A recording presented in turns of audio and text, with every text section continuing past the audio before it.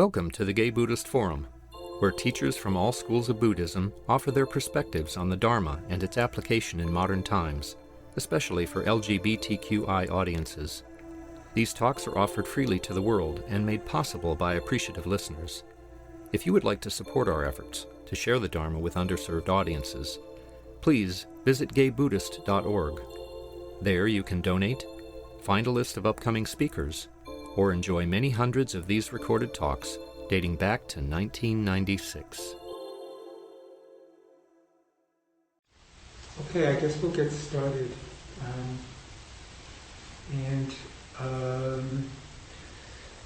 Our tradition is to go around and to say our names, and we get to do it again.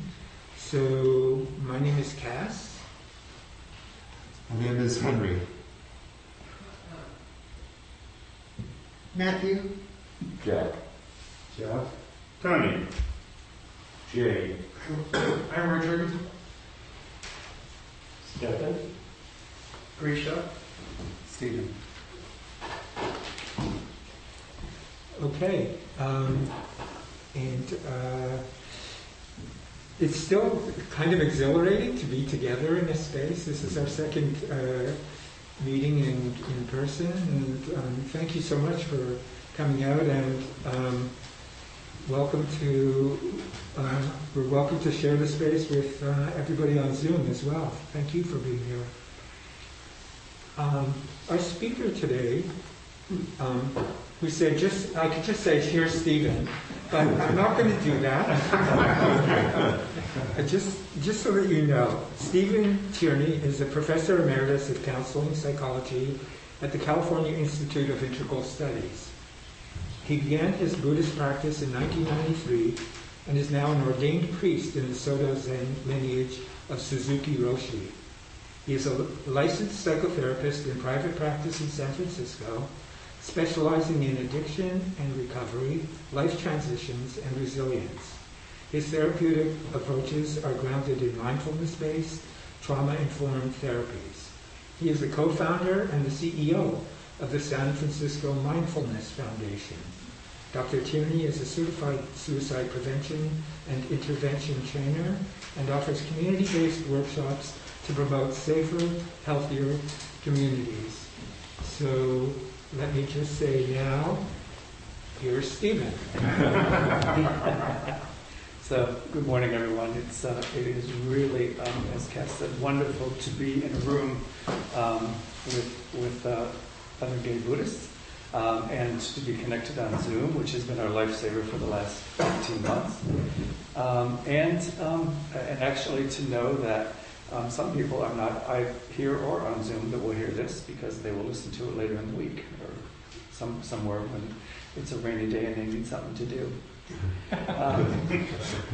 But I think it's interesting because we're in a time when the truth, relative or absolute, is on full display. Do we wear a mask? Do we get vaccinated? Do we come together? Do we stay home?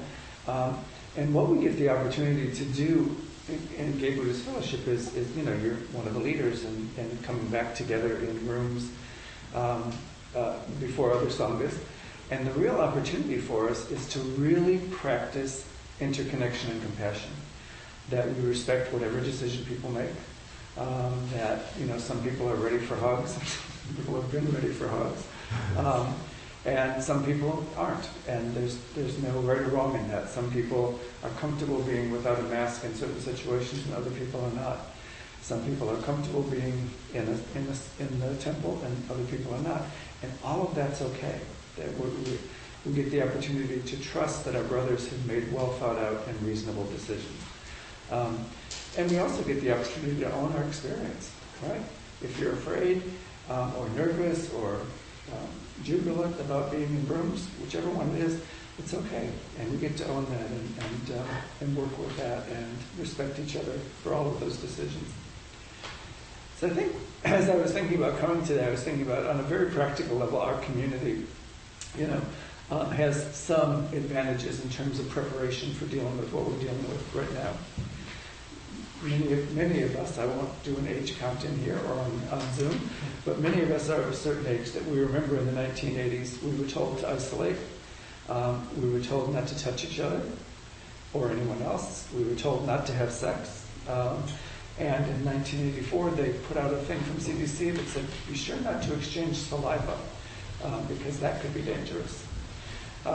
Which in 1986, 2 years later, they acknowledged that that was not based on any science. It was based on somebody who didn't like the idea of us exchanging saliva. But they also did studies of the first 300 guys that got infected with HIV. And some of you remember this, that they actually published official documents that said, we studied the 300 guys, and the things that they seem to have in common are wearing tight jeans and no underwear.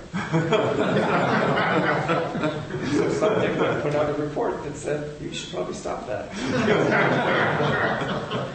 So they started using a phrase that was sufficient, necessary but not sufficient. So there were things that were true, but they didn't have anything to do with the transmission of HIV.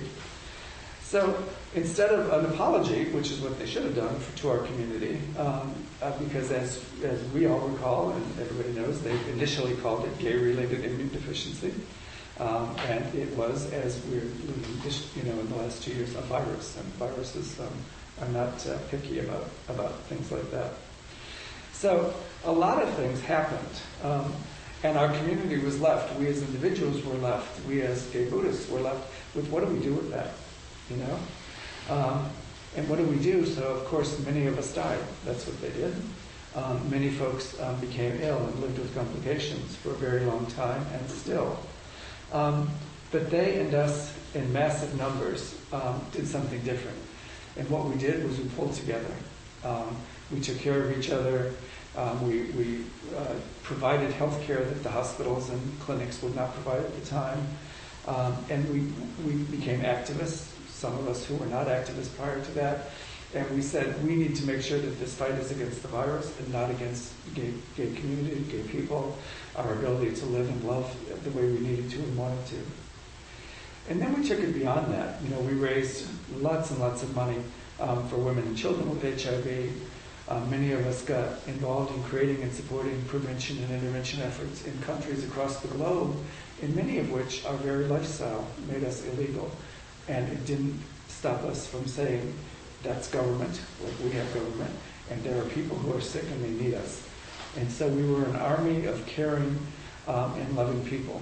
And what we found was that through all of that, we were suffering. Everybody was suffering, from HIV, given the numbers. And that's the first noble truth of Buddhism. So as we come together, we say, there was suffering. There was indeed suffering. So if we roll forward to 2019, 2020, actually, by the time it got to most of us, another virus has been identified. And this virus sweeps across the globe. And as the numbers reach the thousands and the tens of thousands, governments and organized medicine and academic medicine and big pharma poured much, much money in immediately. And they got tests and vaccines out to the communities across the world in months and not years. And so we take a deep breath, and we could be frustrated by that.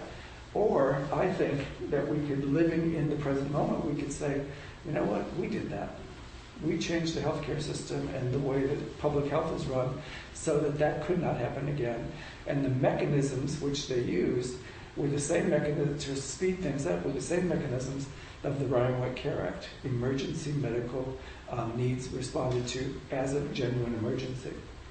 So we might, and I did, early on in the COVID-19 epidemic, spend some time being a little frustrated, wondering about the 79 million people who have been infected with HIV, the 35 million who have died, and the 35 plus million who are living with HIV today. And I was frustrated, and I wondered what would have happened if they responded differently and with less homophobia. But the fact of the matter is, they didn't. And we didn't allow them to go unchecked. We got active and we got organized. and we followed our spiritual practices of helping all beings. And so, here we are. And we're in this place again today in October of 2021. Some of us got hugs when we came in, and again, some didn't, and that's a personal quest. Folks were touching each other. I'm not sure, looking around the room, I'm not taking anybody's inventory, but I'm guessing that some of you are having sex with other people. And guessing and hoping, I should point out.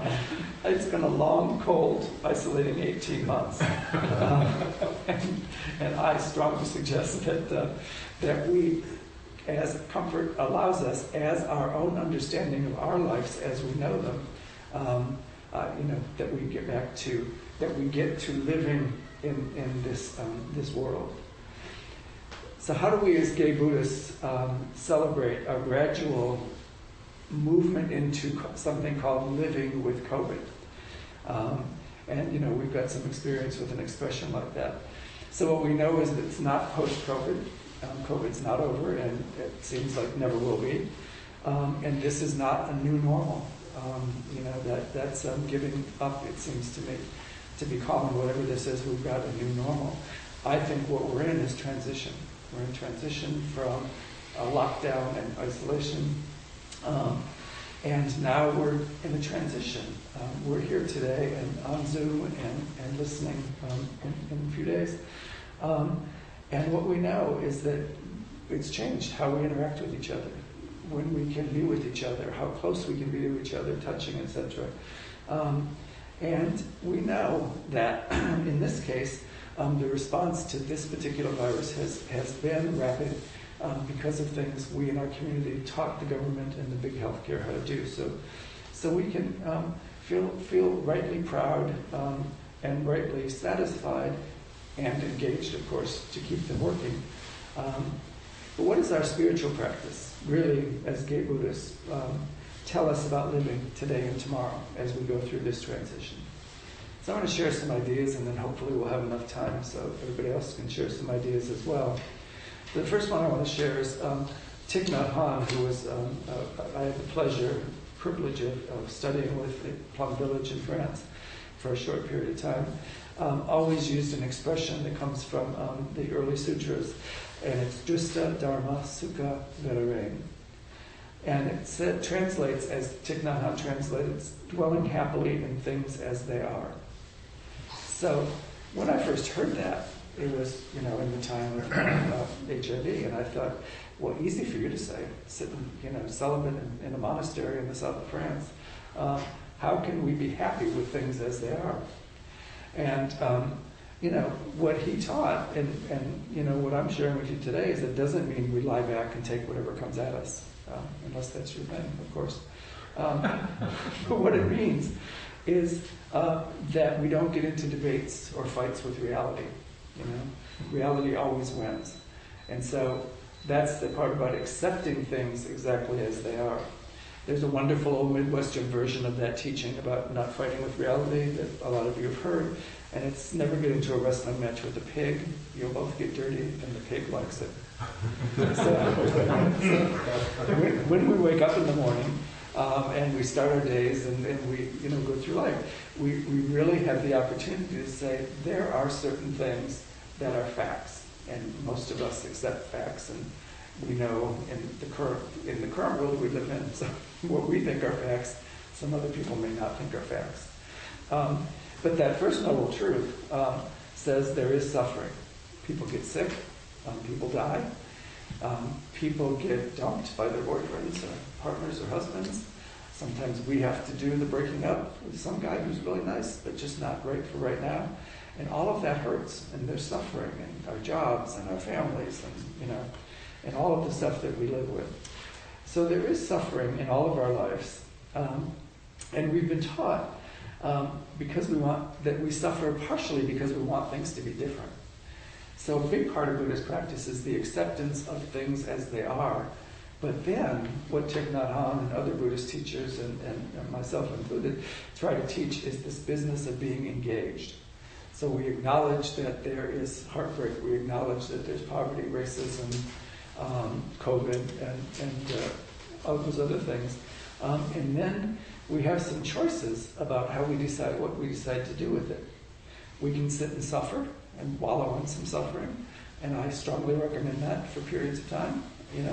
I think otherwise you're living in denial. If somebody came to you and said, we went to the family reunion and 27 of the 54 people there got COVID, you can suffer a little bit, sit and say, why did I go? Do I have it? Etc. And I think, as I mentioned, I think that's part of owning our own experience, right? Nobody can tell you, well, you didn't get it, so you didn't have to suffer. It's like, well, my family members did. And so, and I did not go to a family reunion there in Michigan, just for transparency, talking about the theory of going to a family reunion. But the other thing we do is to get actively involved in service, being of service to other people. Those who put this meeting together today, this is not an easy thing to get this all set up, so thank you and thank you. And, there are ways to be of service. Somebody ran out and got some refreshments for after the meeting, and I forget who that was, but thank you. Thank you. And they're just tiny ways that we can be of service. When the COVID first started, the people in my apartment building, there were 25 apartments, and they started coming by knocking on the door saying, how you doing? You okay? I said, yeah. And I didn't have any idea what was going on.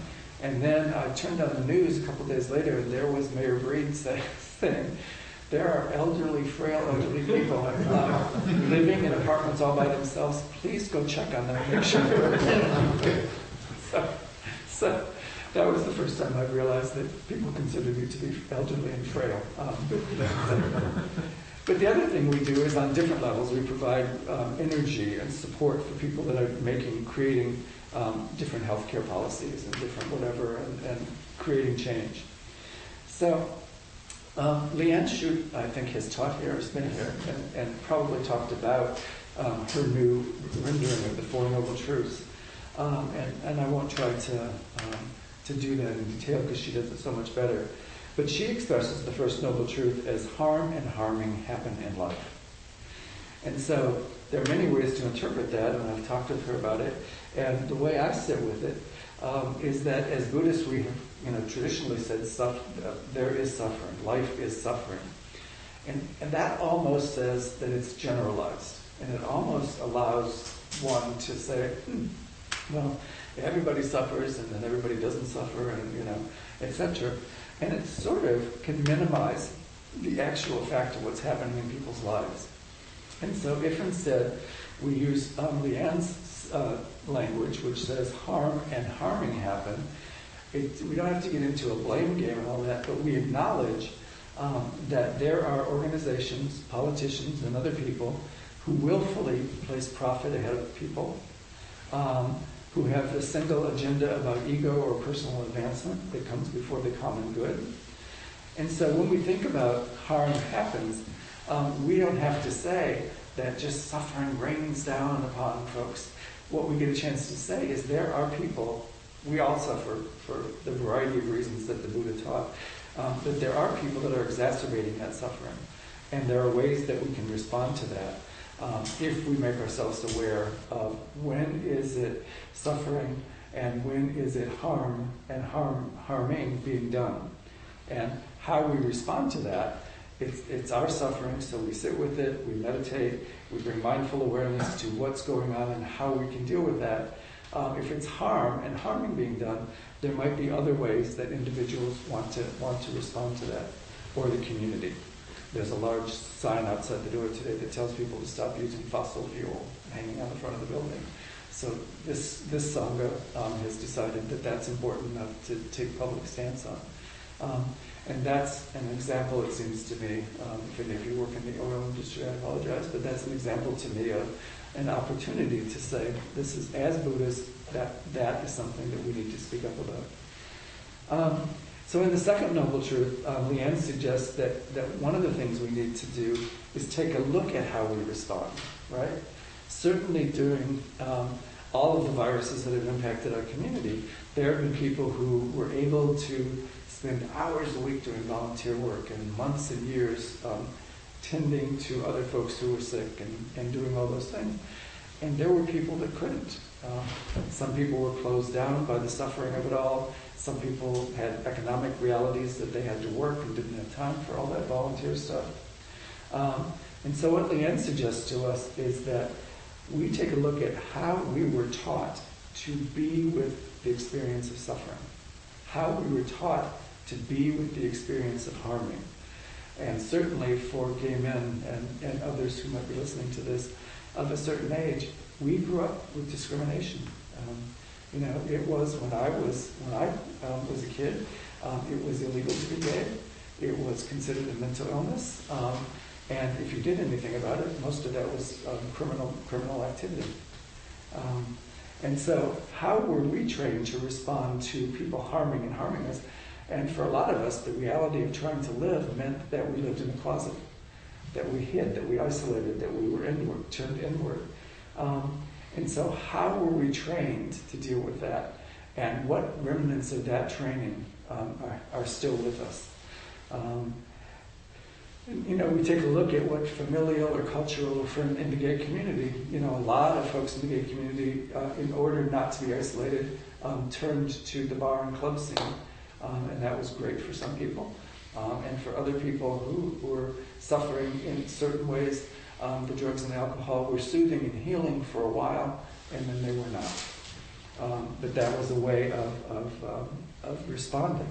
And so Leanne suggests there is suffering, or there is harm and harming, and then what is the nature of that harming? Who's doing it and why are they doing it?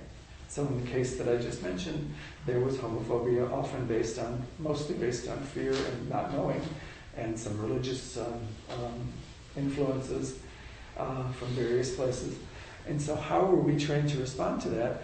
Either, by ignoring it, by isolating, and ultimately, for some folks, by activism.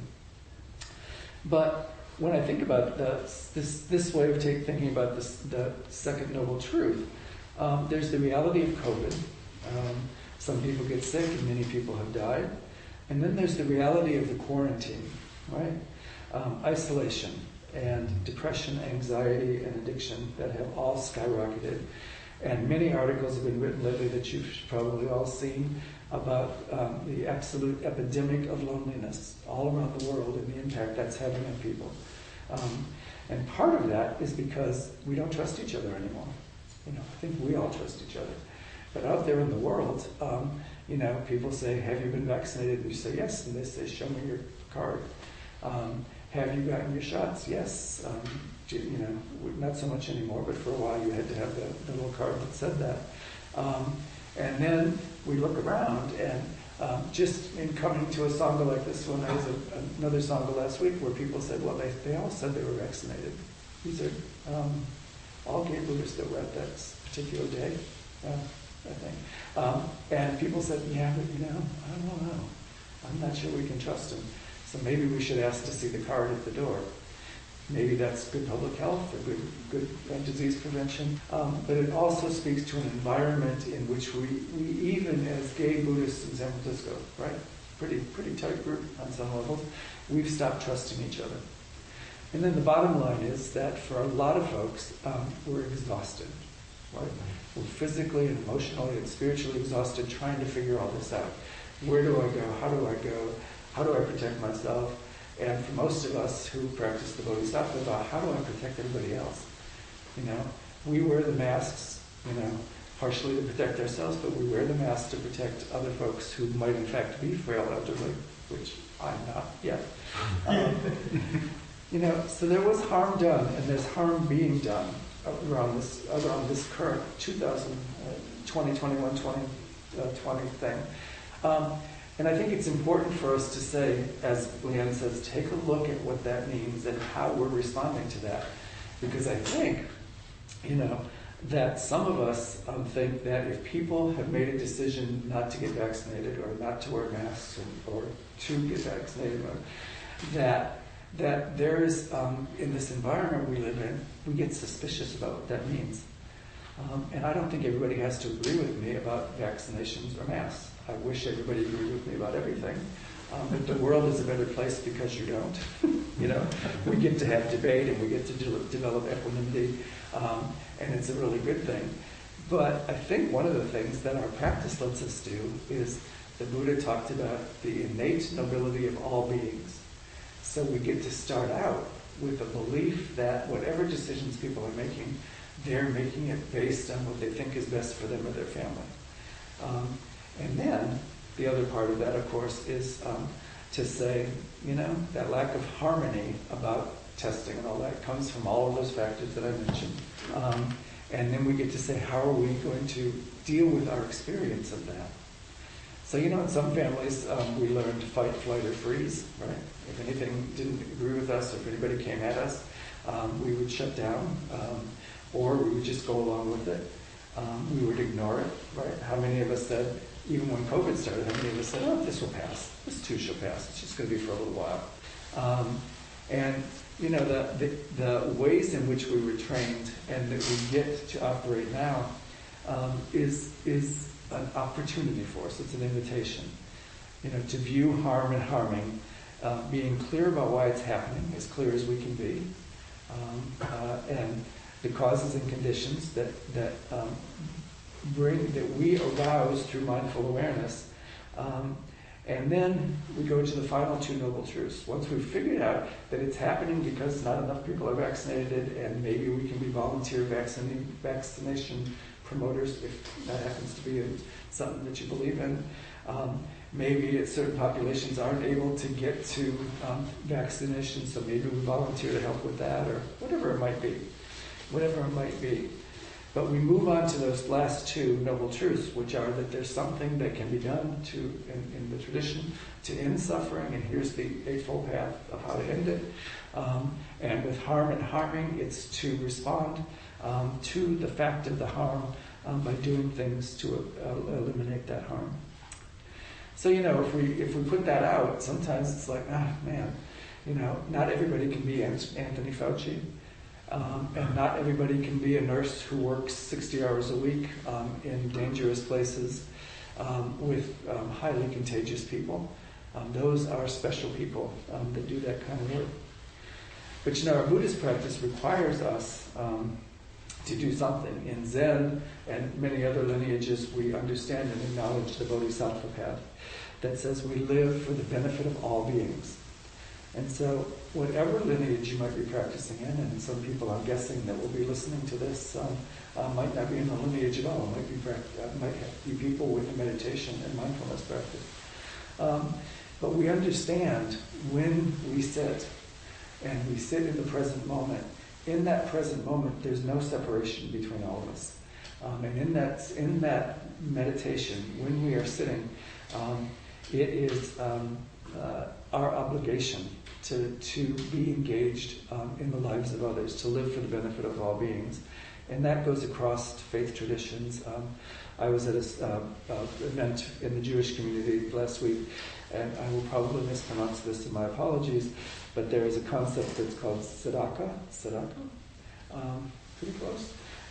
And basically what that says is that doing good for others is not charity. Doing good for others is responsibility.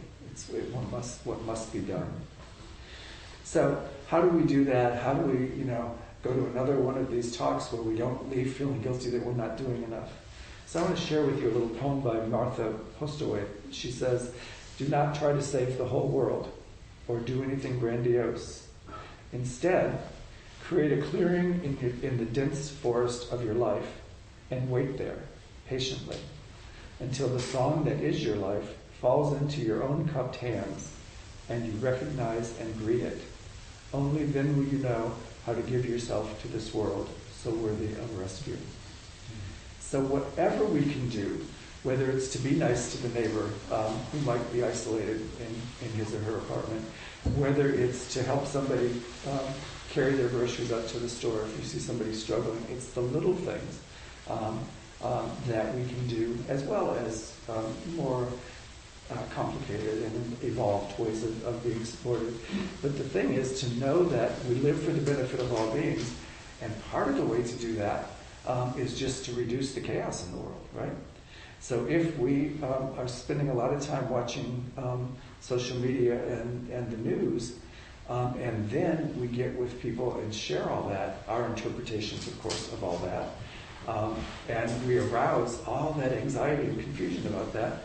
Maybe something we could do is, as somebody quoted earlier this year, talk less and say more important things. Speak less and say more important things.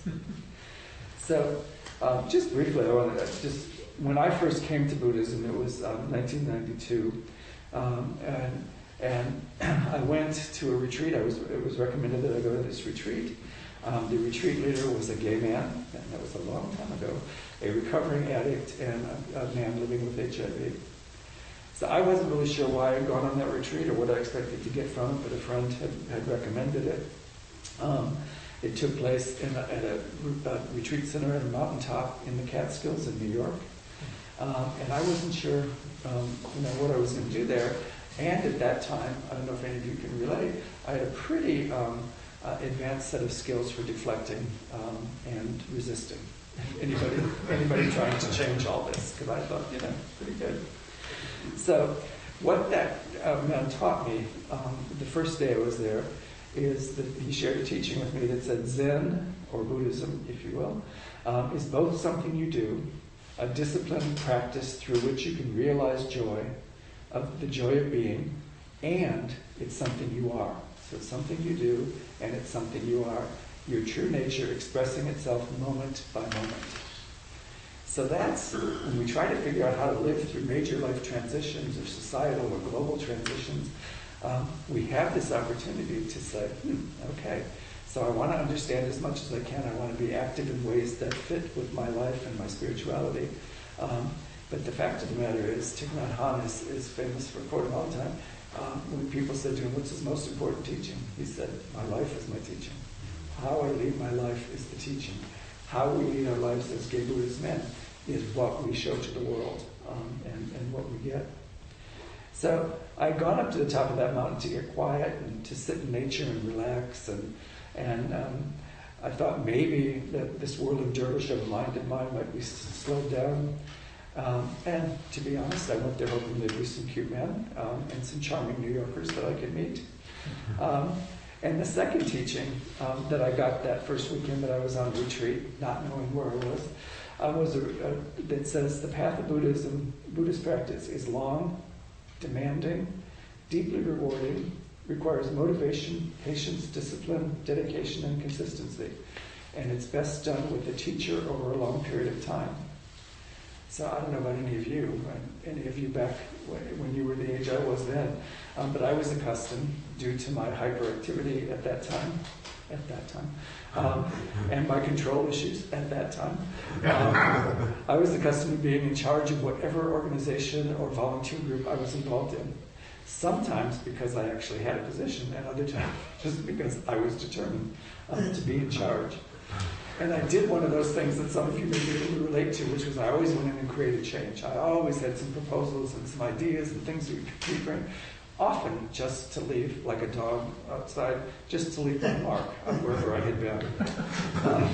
So I was not, when I heard that this practice of Zen could help me get over those control issues, could help me get quiet, could help me really find out who was inside this body that had developed a whole lifestyle based on homophobia and harassment and other things that had happened in life. So, when I left Daibuzatsu-zendo, which was the monastery up on that mountain, after my brief experience, and I should point out that teacher was gay, was a very charming New Yorker. He was cute as he could possibly be, and he was not remotely interested in me other than my spiritual life. So I got what I asked for. I was looking for cute gay men from New York, and I got one. And he did not see me as anything other than a huge spiritual project that he wanted to do. So I was not clean and sober yet by that time. But when I left that mountain, I went back to Boston, and within 3 months, I joined the Cambridge Insight Meditation Center, which is a Vipassana practice, the Cambridge Zen Center, which is Korean Zen. I became a consumer of Pema Chodron's teachings and workshops. She would come frequently to Boston, where I lived at the time, which is the Tibetan tradition. And I developed a very deep connection to Thich Nhat Hanh and the order of interbeing. I also, because I had written enough checks at that point, joined the Zen Peacemaker Order and the Buddhist Peace Fellowship. So for me, I was determined when I came down from that mountain. I had heard all that stuff about sitting for an hour every day, or half an hour every day, or 10 minutes every day. And I thought, yes, I get that that's the important practice, to be fully aware of who I am in this present moment. But I also need to be busy.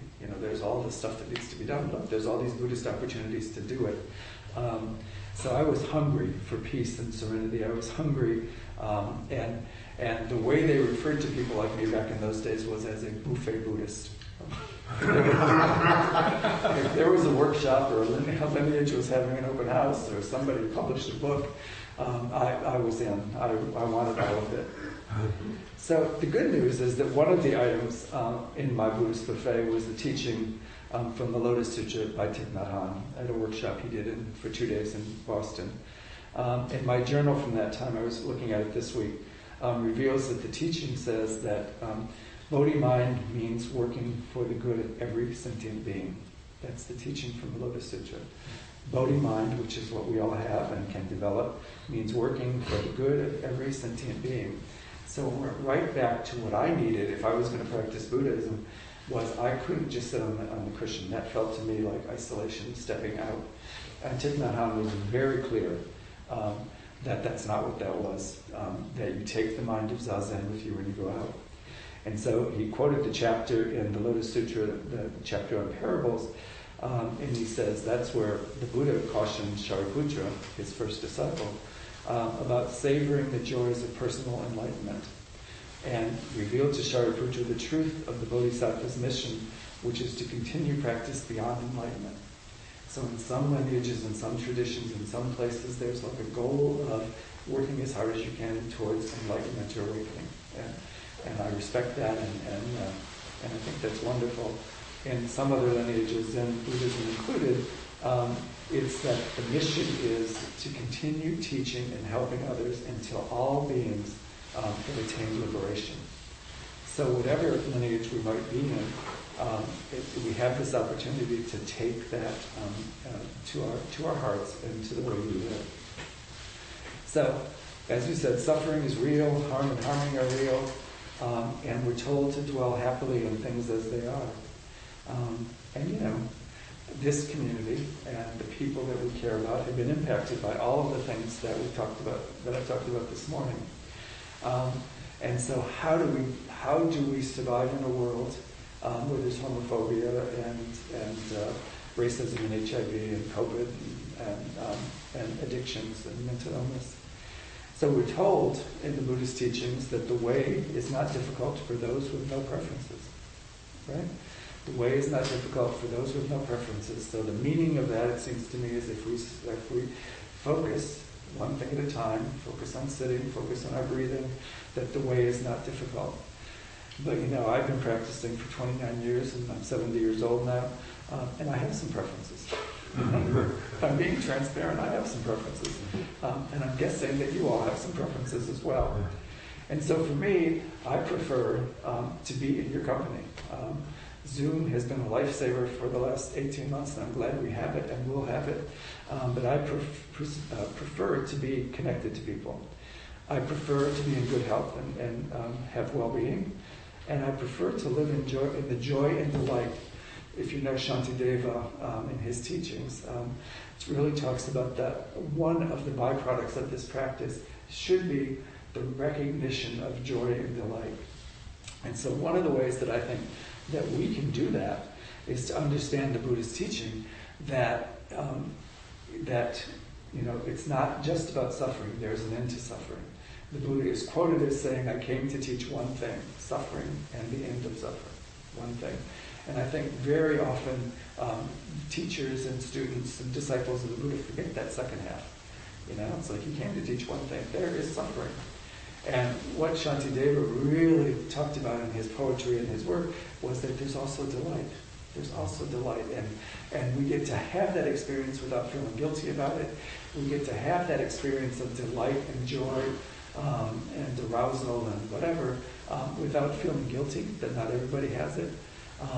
And we do that because we do it from the platform of helping all beings. Right? I would say that there's sometimes that I don't do such a good job, that I fall down. And the Buddha, as you know, was right there for us on that too. He said, when you fall down, that's the very ground on which you stand back up. And the other teaching, if you fall down 7 times, you get up 8. So sometimes I fall down, and sometimes people and places in my life cause me to be broken. And, we get shattered. We really do. And so there's this wonderful Japanese art form called kintsugi. Some of you probably know about it, but there would be a valuable bowl or a cup that would get broken.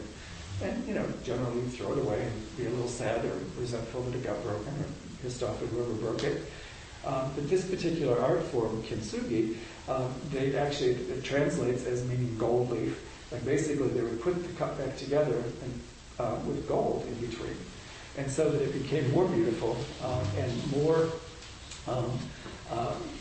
valuable than it was before. And so now there's a whole art form. It's not always done with gold, but it's the same basic thing. If something is broken, when we are broken, you don't give up, you don't throw it away, you fix it. And there are ways that we do that, and we do it for each other.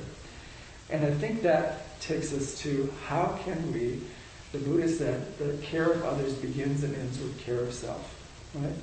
And we practice metta. Many of you know about metta.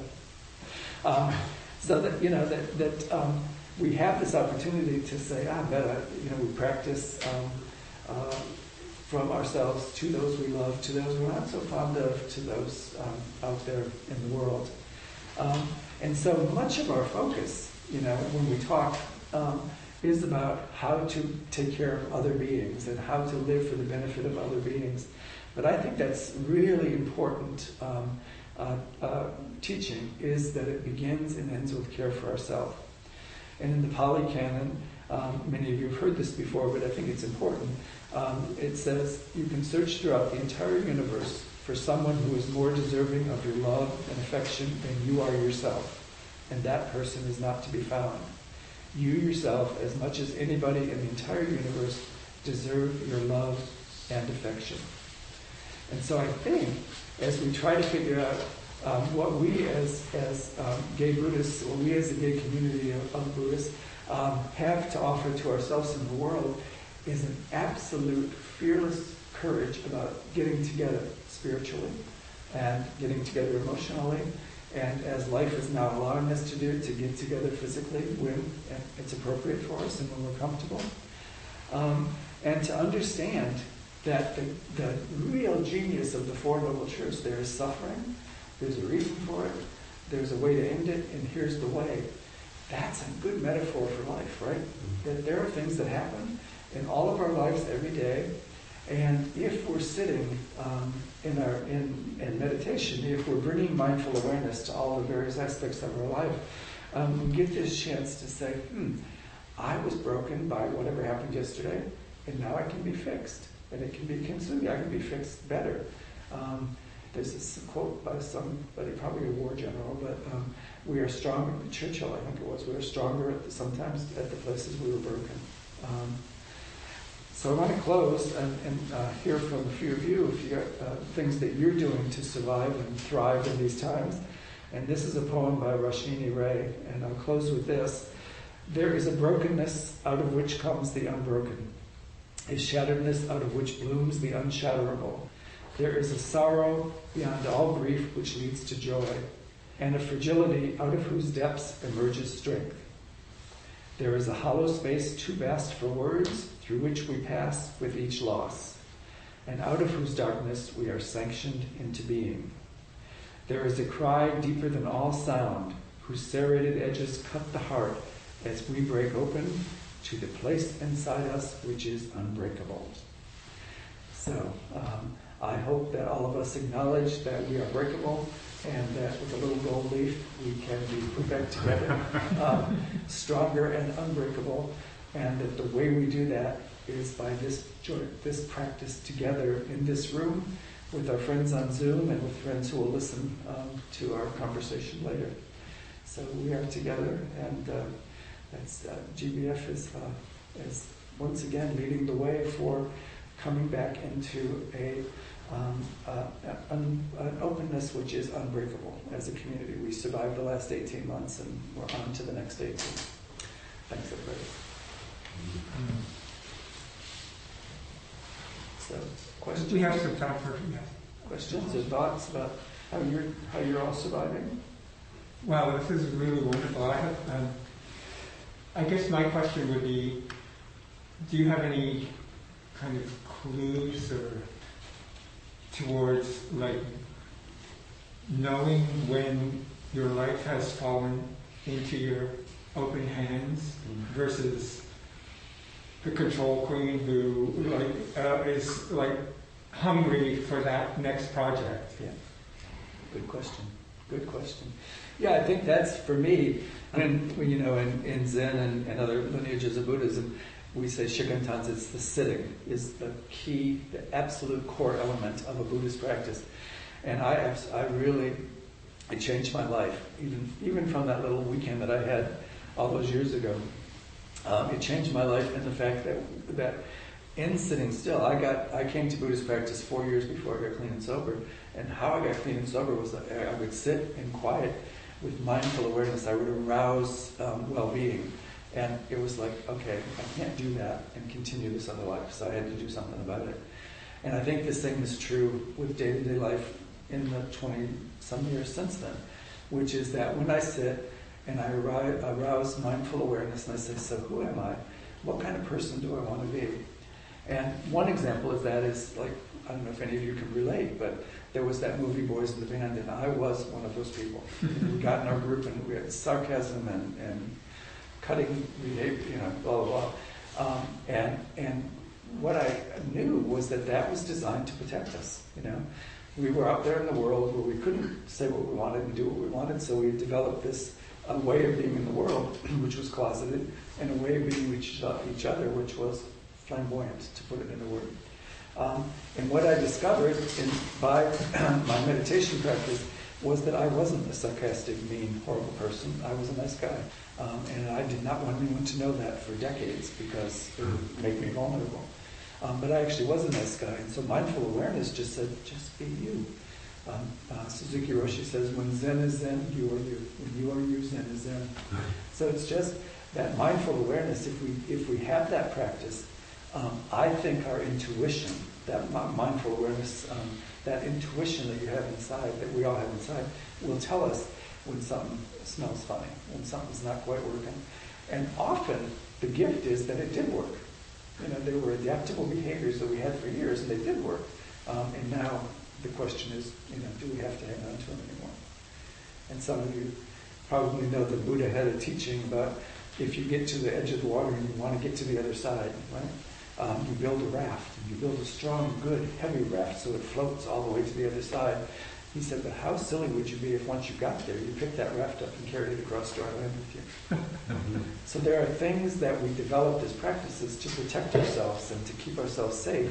And they were skillful means at the time, right? And now perhaps we can make different choices.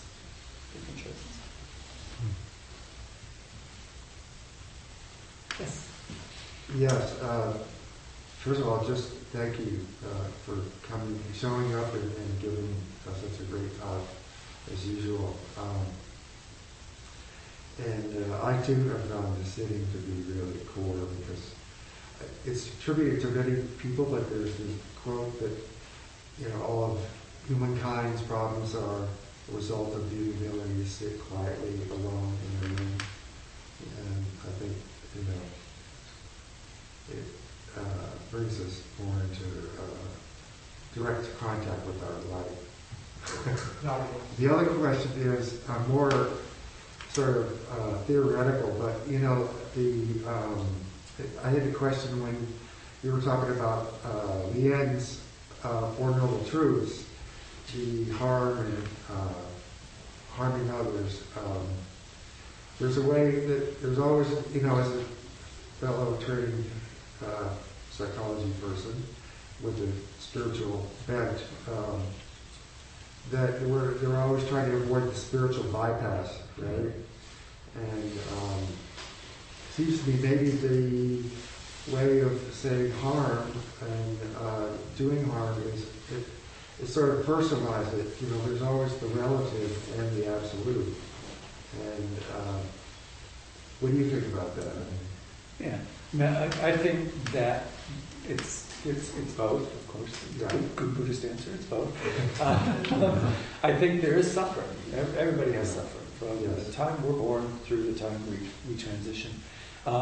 And I think what this other teaching is suggesting is that if we say everything that goes on in life is just part of there is suffering, a lot of that it will just continue on. I do agree with you that there's a risk if we start to say, well, there is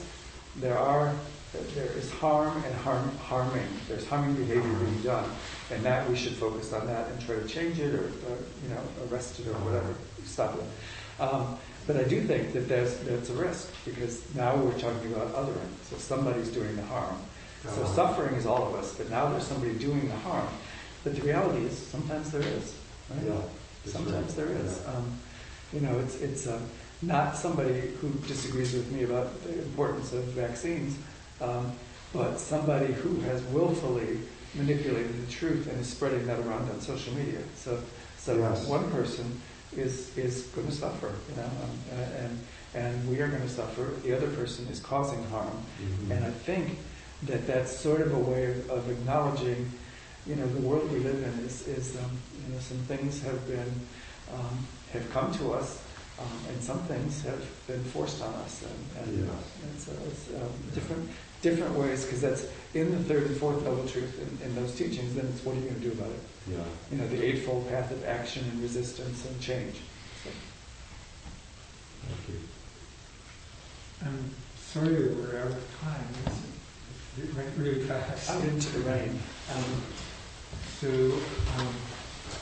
don't know if you can stay for a few minutes after we'll have a social hour or social half hour following this. So do we have any announcements? Yes. On November 13th, David will be returning here for a day long, 10 to 5. And there's no, just come, and there will also be Zooming, I assume. So November 13th, 10 to 5. And there'll be an hour and a half break for lunch and some breaks in the morning. Come one, hello. Do we have a host today? Sort of. Anyway, yes, I am your host. And so there's some sweet stuff out there for you to eat. I'll be passing around the Donna Bowl. Suggested donation $10 to $20 or anything, or nothing if you can't afford it. And the money goes to the rental of this space, and maybe someday soon our monthly dinners at the Larkin Street project, and also it goes to as an honorarium for our speakers. So please be generous and practice Donna. That's it. Our speaker next week is Melvin Escobar. He's been here before. Yeah, it's from the East Bay Meditation Center. Can we read us back? He has, okay. So he's going to read his bio. Oh, you're going to read it? Okay. Melvin Escobar is a bilingual, bicultural Dharma teacher, licensed psychotherapist, and certified yoga instructor. He is a graduate of East Bay Meditation Center's Commit to Dharma, and for more than a decade has served East Bay Meditation Center in a variety of roles, including on the development team for Resilience, Refuge, and Revolution, a 6-month leadership program for people of color. He has devoted 25 years to serving people from marginalized communities, drawing on his life experience as a queer man of color from an immigrant working class background. Having encountered the priceless wisdom embodied in Buddhism and yoga, he continues daily to learn the revolutionary potential of body-centered contemplative practices for personal and social healing.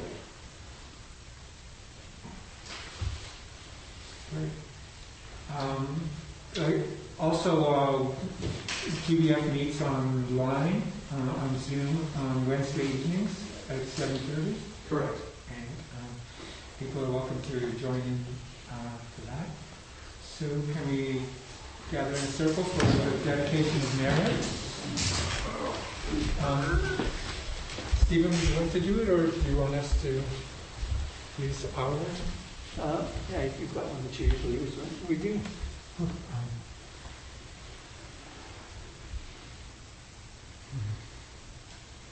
By the power and truth of this practice, may all beings have happiness and the causes of happiness.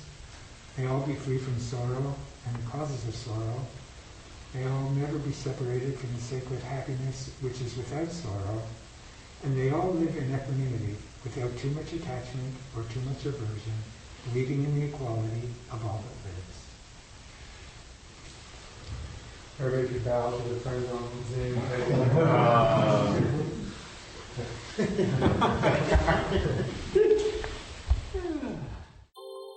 Thank you for listening to the Gay Buddhist Forum. If you would like to hear several new talks per month and be notified of upcoming speakers so you can participate live, please subscribe to this podcast, like us on Facebook, and join our mailing list by visiting gaybuddhist.org.